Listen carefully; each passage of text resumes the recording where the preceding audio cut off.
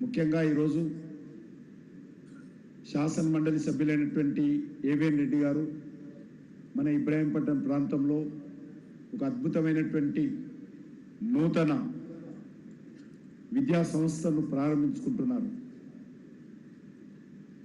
ఈ ప్రారంభోత్సవ కార్యక్రమం కూడా వారి 75వ జన్మదినోత్సవాన్ని లింకప్ చేసుకొని మరి ఈరోజు ఈ కార్యక్రమం నిర్వహిస్తున్న సందర్భంగా నేను మనందరి తరఫున అదేవిధంగా నా తరఫున ఏవిఎన్ రెడ్డి గారికి హృదయపూర్వకమైనటువంటి 75వ జన్మదినోత్సవ శుభాకాంక్షలు తెలియజేస్తా ఉన్నాను.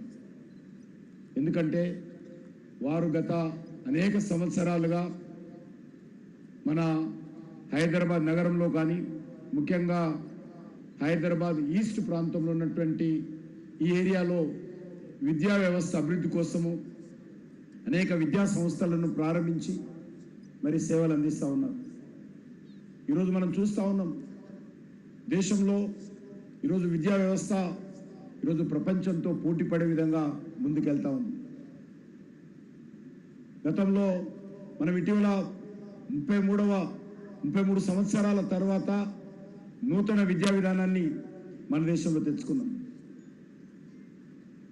మరి ఇప్పటి వరకు మనం చూస్తూ ఉంటే నాకు సంబంధించినటువంటి బంధువులు కావచ్చు, మీకు తెలిసినటువంటి వాళ్ళు కూడా చాలామంది విద్యార్థులు చదువుకోవడం కోసం అమెరికానో, ఆస్ట్రేలియానో, కెనడానో ఇతర దేశాలకు వెళ్ళేటువంటి వాళ్ళు వెళ్తూ ఉన్నారు. ఇంకా కానీ ఈరోజు పరిస్థితి మారాల్సినటువంటి అవసరం ఉంది. మన విద్యార్థులు ఎవరు కూడా ఇతర దేశాలకు వెళ్ళి చదువుకోవాల్సినటువంటి అవసరం లేదు. ఇతర దేశాలకు పోటీ పడే విధంగా మనం కూడా విద్యా వ్యవస్థను నిర్మాణం చేసుకొని ఆ రకమైనటువంటి అంతర్జాతీయ పరిణామాలకు అనుకూలంగా ఈరోజు మన యొక్క దేశంలో కూడా విద్యా సంస్థలు పెరుగుతూ ఉన్నాయి. ఈరోజు డాక్టర్ చదవడం కోసం ఇతర దేశాలకు వెళ్తూ ఉన్నారు. వచ్చిన తర్వాత మళ్ళీ మనం వాళ్ళకన్నీ నేర్పాల్సిన పరిస్థితి ఏర్పడింది. అందుకే ఈరోజు మన ప్రభుత్వం నిర్ణయించింది దేశంలో అన్ని జిల్లాలలో కూడా మెడికల్ కాలేజీలు ఉండే విధంగా చర్యలు తీసుకుంటున్నారు. అనేకమైనటువంటి మెడికల్ కాలేజీలు వస్తూ ఉన్నాయి. అదేవిధంగా మెడికల్ సంబంధించినటువంటి పీజీ సీట్లు పెరుగుతూ ఉన్నాయి. యూనివర్సిటీస్, కొత్త యూనివర్సిటీ వస్తూ ఉన్నాయి, డీమ్డ్ యూనివర్సిటీస్ వస్తూ ఉన్నాయి. కాబట్టి రానున్న రోజుల్లో ఏదైనా దేశంలో మరి ప్రపంచంలో మంచి విశ్వవిద్యాలయం, మంచి విద్యా సంస్థ ఉంటే ఆ విద్యా సంస్థను మన దేశానికి పిలుద్దాం తప్ప మన దేశానికి సంబంధించినటువంటి విద్యార్థులు ఎవరు కూడా ఇతర దేశాలకు వెళ్ళి చదువుకోవాల్సినటువంటి అవసరం లేదు. ఆ పరిస్థితి త్వరలో రాబోతూ ఉంది. ఇతర దేశాలకు సంబంధించినటువంటి వాళ్ళు ఇప్పటికే మరి EU కంట్రీస్ కావచ్చు, అరబ్ కంట్రీస్ కావచ్చు, ఆఫ్రికా దేశాలు కావచ్చు, వేలాది మంది విద్యార్థులు ఈరోజు భారతదేశానికి వచ్చి చదువుకుంటున్నారు. మన యొక్క సెంట్రల్ యూనివర్సిటీ తీసుకున్నా, మన యొక్క ఉస్మానియా విశ్వవిద్యాలయం తీసుకున్నా, లేకపోతే అనేక విశ్వవిద్యాలయాలు దేశంలో ఇతర దేశాలకు సంబంధించినటువంటి విద్యార్థులు మన దేశానికి వస్తూ ఉన్నారు. ఇది పెరగాల్సిన అవసరం ఉంది.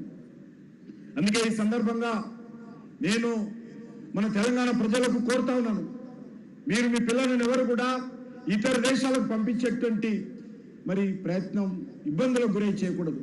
చాలామంది మనకు తెలుసు మిడిల్ క్లాస్ ఫ్యామిలీస్ అప్పులు చేసి ఆస్తులు అమ్ముకొని ఇతర దేశాలకు పిల్లలను పంపిస్తూ ఉన్నారు చదువు కోసం.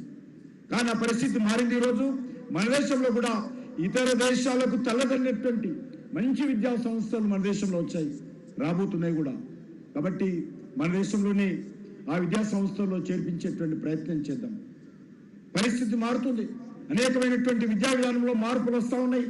ఆ విద్యా విధానంలో వచ్చేటువంటి మార్పులకు అనుకూలంగా మన విద్యా వ్యవస్థను కూడా ముందుకు తీసుకెళ్లేటువంటి ప్రయత్నం చేస్తాము. అందులో భాగంగానే ఈరోజు మరి అందరికీ అందుబాటులో ఉండేటువంటి విద్యా వ్యవస్థ తీసుకురావాల్సినటువంటి అవసరం.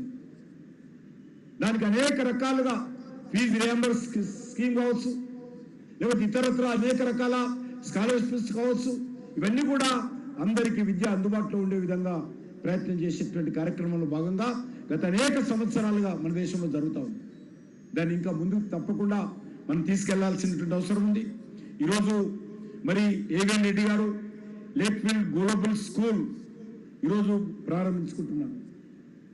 సిబిఎస్ఈ స్టాండర్డ్ మరి ఈరోజు అద్భుతంగా ఒక మంచి స్కూలు ఈ ప్రాంతంలో రావడము చాలా సంతోషంగా ఉంది. ఎందుకంటే ప్రత్యేకంగా నేను జన్మించింది ఈ పటేల్గూడ గ్రామంలోనే, నేను ఇక్కడ చదువుకున్నది పటేల్గూడ గ్రామంలోనే, నేను హై స్కూల్కి వచ్చింది ఇబ్రాహీం పటేల్ స్కూల్లో.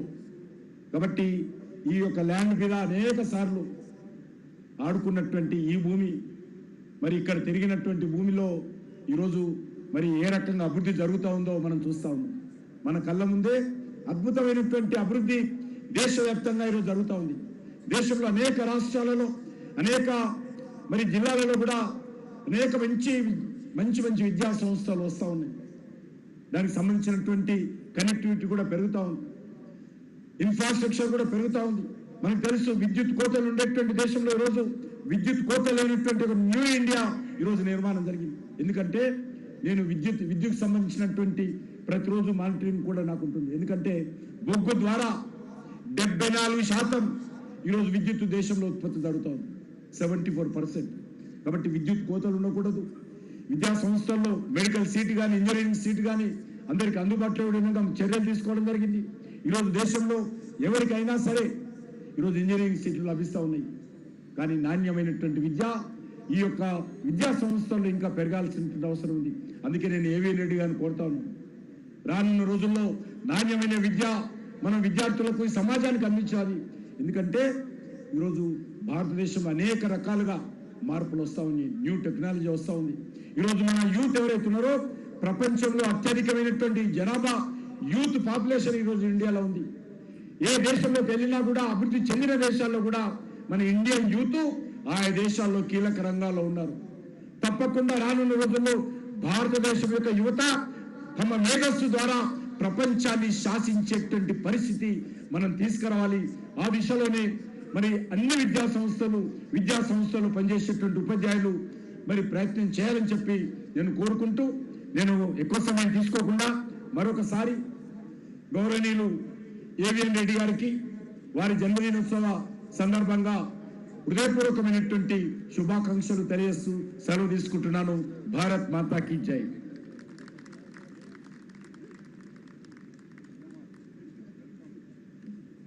Thank you for your inspiring words, sir.